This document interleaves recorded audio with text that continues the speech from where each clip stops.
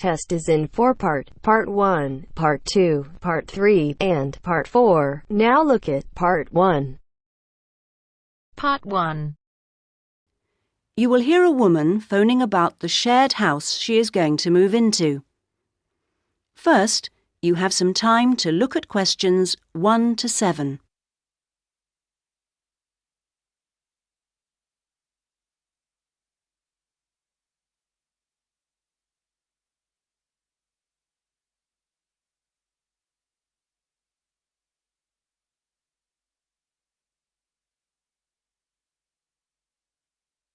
You should answer the questions as you listen, because you will not hear the recording a second time.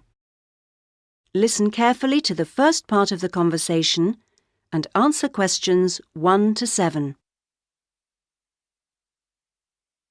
Hello? Hello, this is Hilary. I'm calling about the house. I'm moving in next week. Oh, yes, Hilary. This is Judith. I met you when you came to look at the house. Yes, I just had a few more questions I wanted to ask. Of course. Well, first, about the rent. I realise I didn't check what it included. Yes, that's important. It includes most things. We don't have to pay extra for heating, for example, just for the telephone, which is fair enough, I suppose. Local taxes are part of the rent, so that's not a worry. That's fine. Then I remember I should have sent my letter of reference to the landlord by now, but I haven't got his address. Yes, you should get that off right away. Address it to Mr. Crawley. He's at 14 King Street. Is that in Exford? Yes. And then you'll need to put the postcode, of course. It's AP12 7QT.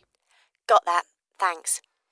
I also realise I don't know exactly what the house has in the way of equipment. Is there a microwave, for example? There isn't. None of us feels the need. Oh, fine. I'm sure I can do without one too. What about a hairdryer?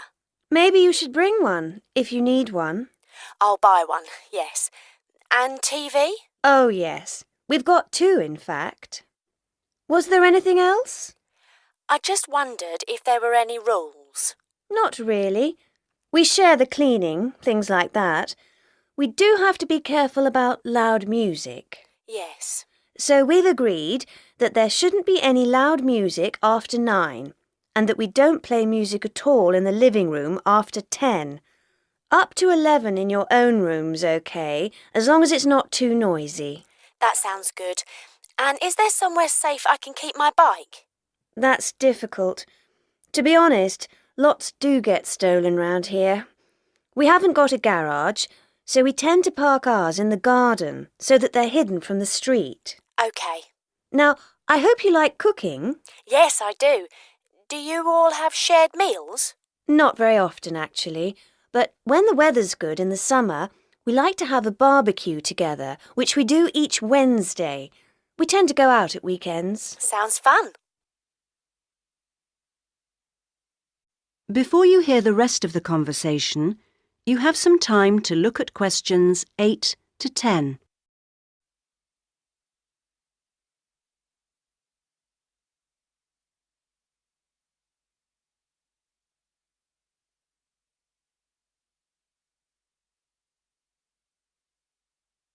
Now listen and answer questions 8 to 10. Are you familiar with this area? A bit. Actually, there are a few things that I'd like to know the location of. A bank, for example. Yes, there's one quite close. You just go up to the junction near the house, the one where 4 roads meet, and go straight ahead and then take the second left. It's a little way down there on the left-hand side. That's convenient. Another thing is that I'd like to check my emails quite often. I was wondering how far away an internet cafe was. Well, there are a couple actually, but one's much cheaper than the other. The one I use is very handy. You just go up to the big junction and then, well, I go straight ahead and then turn right so that it's on the right-hand side. Fine. And one last thing. Uh-huh. I need to go to the post office quite often. I'm hoping there's one quite close to the house. You're in luck. You'd walk up to the big junction and then, if you want a nice route, take the street that's slightly to the right. Then you'd want the second left and you'd find it on the right side of the street. Well, it all sounds great. So, we'll see you in a couple of days' time? Yes. OK. Bye. Bye. That is the end of part 1. You now have half a minute to check your answers.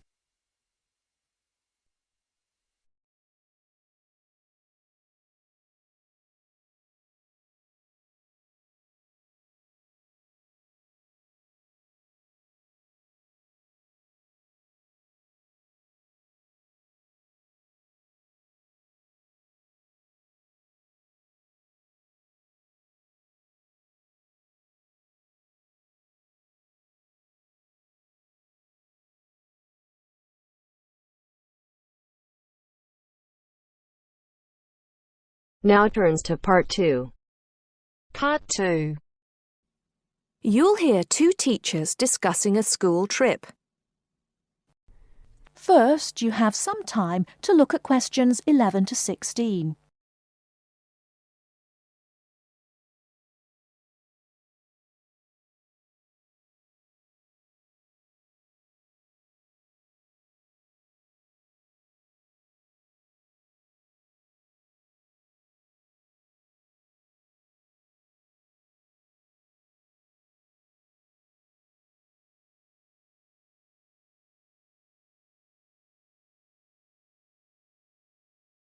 Now, listen carefully and answer questions 11 to 16.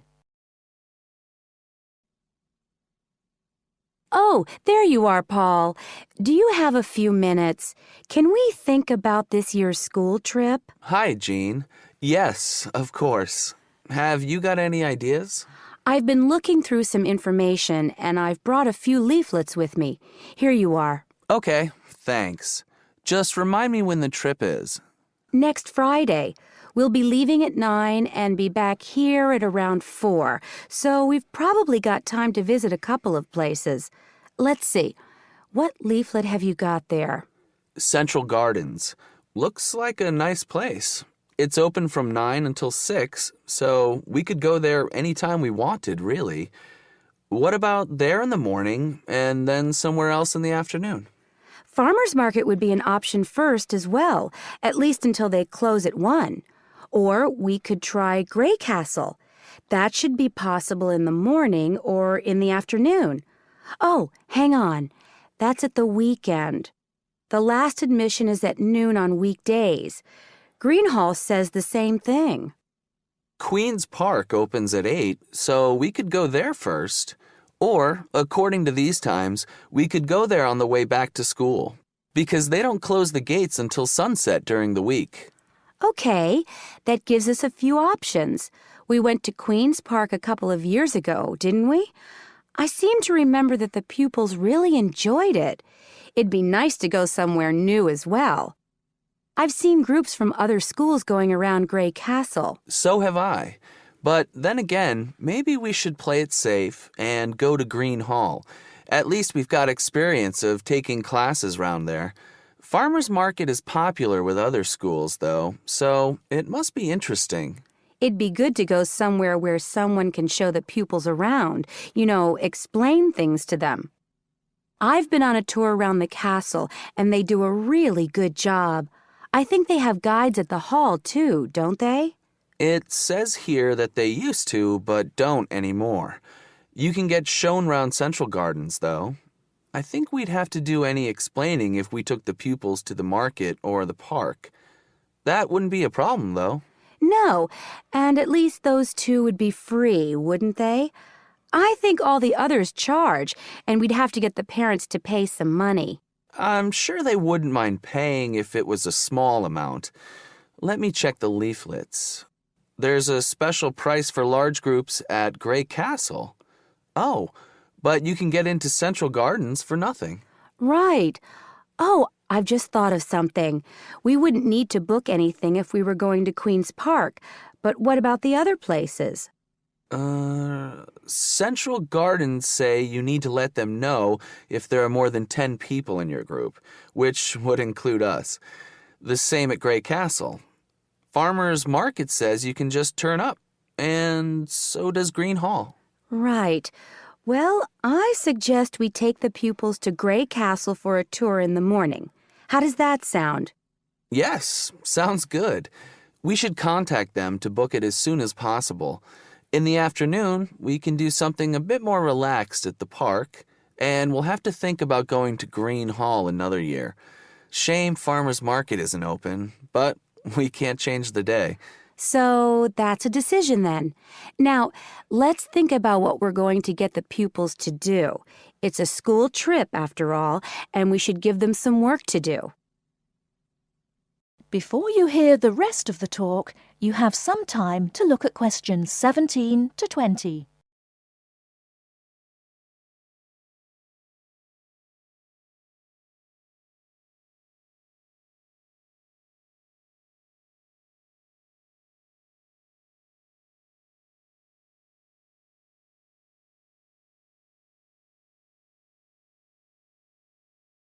Now listen and answer questions 17 to 20. I think they should know something about the place before they go. That way they know what they're looking at, and they'll be able to write about it better when they get back. I'll put some information together to look at home and give them copies after the next lesson. Good idea. I'll write something for them to do as they're going round the place. We did a quiz last year, and that worked really well. I'll do the same kind of thing this time. Okay. Now, what about the travel arrangements? How are we getting there? What do you think? I remember one year Mrs. Jackson took her group by bus, and that was a complete nightmare. It's quite a long way, isn't it? We could hire a coach for the day, which is what we usually do, or there's the train. It's rush hour, though, isn't it? So it'll be really crowded. And it'll be more convenient for the rest of the day if we've got our own transport. Yes, we'll do that then. Anything else? Oh, we need to let the parents know what's happening. We could ask the office to call everyone.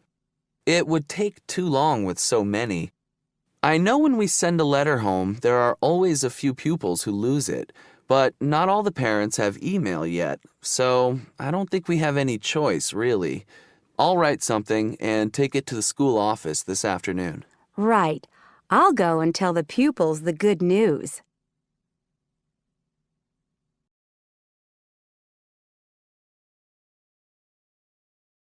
That is the end of part 2. You now have half a minute to check your answers.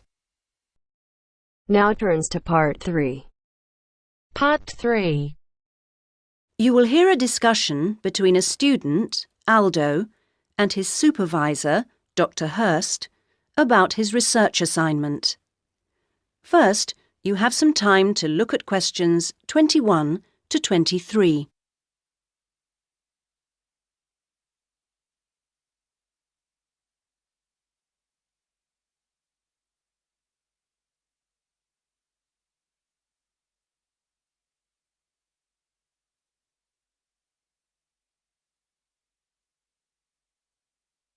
Now listen to the first part of the conversation and answer questions 21 to 23. So, Aldo, how's it going so far with your assignment? Not too bad. You're looking at the community round here. That's right. How people perceive the community they are in. Have you made much progress?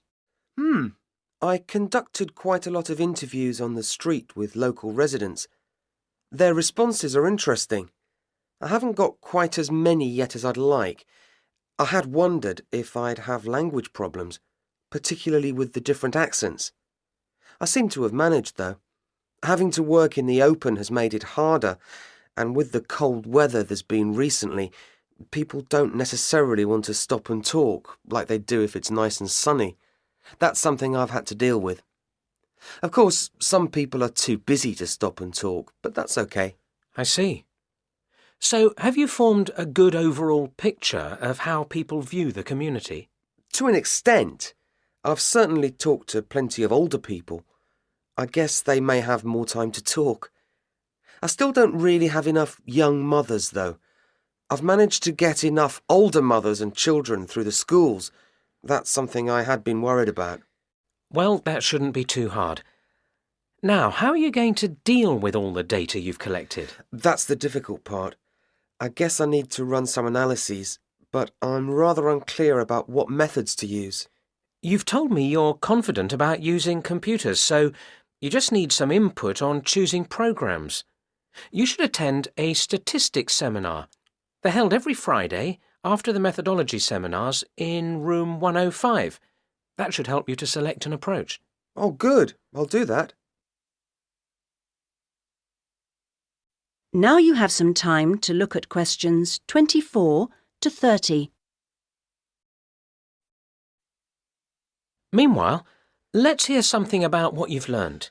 Yes, I talked to a number of residents. Good. I imagine they didn't always have the same opinions. Views were certainly quite mixed. Take sports facilities.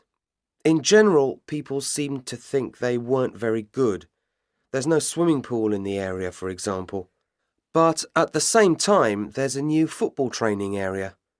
It looks very smart to me, but it doesn't seem to get used very much. People seem to prefer sitting around in the parks. They enjoy that, taking picnics and so on. Although they want the council to be more efficient at cleaning, there's a lot of litter. People are obviously very concerned about their children's learning. The general view seems to be that early schooling at primary level is of a good standard in the area, but that this standard declines as children move up through the system. The colleges were criticised in particular. OK, now are you going to collect any more data? Some, I hope. There's a local festival next week, and I think the events there will give me some useful opportunities. I talked to a council officer about it all. Good. What does it involve? First, there's a dance show, which I'm sure I'll enjoy. The council explained that the concert hall's being renovated and won't be ready in time, so it's being held in the main square, which I think will be better anyway. At least I'll have more space to wander around in. True. And so I hope to be able to carefully watch the age groups that are there in the audience and make notes about how they interact. So that's one event. Then the following day there's another interesting event which I look forward to going along to, and that's a cookery competition. Oh yes, interesting. I think so. Yes, that one's being organised in the town hall, which has a big space apparently. With food and cooking from all the different people in the area, the council officer told me that it'll be a good chance to find out about the different cultures that make up the community. Sounds promising. Then there's one more event I'd like to go along to. The council officer promised me that the courses fair will be interesting. It's going to be in the Langtree Theatre, and the officer said lots of teachers will be there. I've already talked to plenty of them, but he advised me to put some questions to the head of education, who will also be there. That's all very useful. OK, I suggest you come back next week. That is the end of part 3. You now have half a minute to check your answers.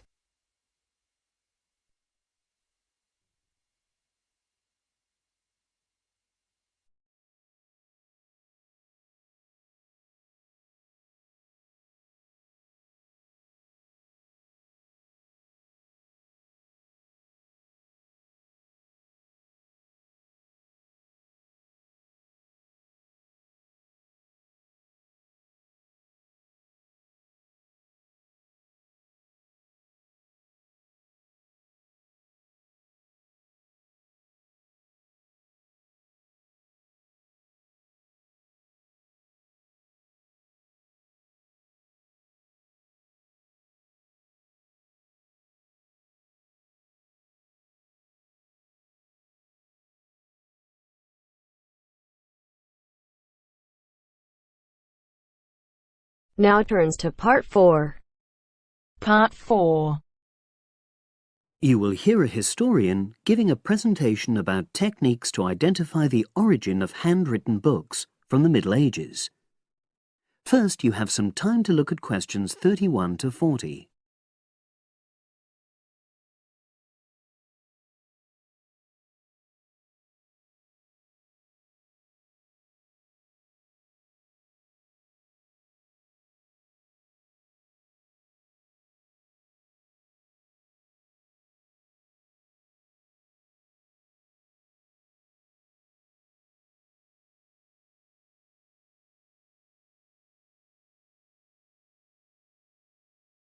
Now listen and answer questions 31 to 40. My presentation today is on how the science of genetics is being used to shed light on the origin of manuscripts, anything written by hand, produced in the medieval period, that is, the period between the 5th and 15th centuries AD. As many of you know, thousands of medieval handwritten books still exist today. Some of them have a clear provenance, that is, we know exactly where and when they were written. But the origin of many manuscripts has been a complete mystery, that is, until 2009, when geneticists started using DNA testing to shed light on their origins. But before looking at the new research, I need to explain something about the way the manuscripts were produced, particularly what they were written on. Virtually all were written on treated animal skins, and there were essentially two types. The first was parchment, which is made of sheepskin. It has the quality of being very white, but also being thin. It has a naturally greasy surface, which meant it was hard to erase writing from it. This made it much sought after for court documents in medieval times. The second type is vellum, which is calfskin.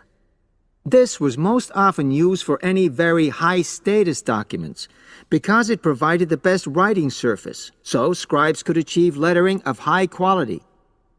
So, once the animal hides had been chosen, they had to be prepared. Where the right materials were on hand, the skins were put into large barrels or vats of lime, where they were agitated or stirred frequently. But if lime wasn't available, then the hides were buried. Both these techniques were designed to cause the hair to slough off and the skins to become gelatinous and therefore more flexible. The next stage was to put the hides on stretcher frames and pull them very tight. While on the frame, they were scraped with a moon-shaped knife in order to create a uniform thickness. For parchment, that was the end of the process. But for vellum, there was an additional stage, where it was bleached in order to achieve the desired color.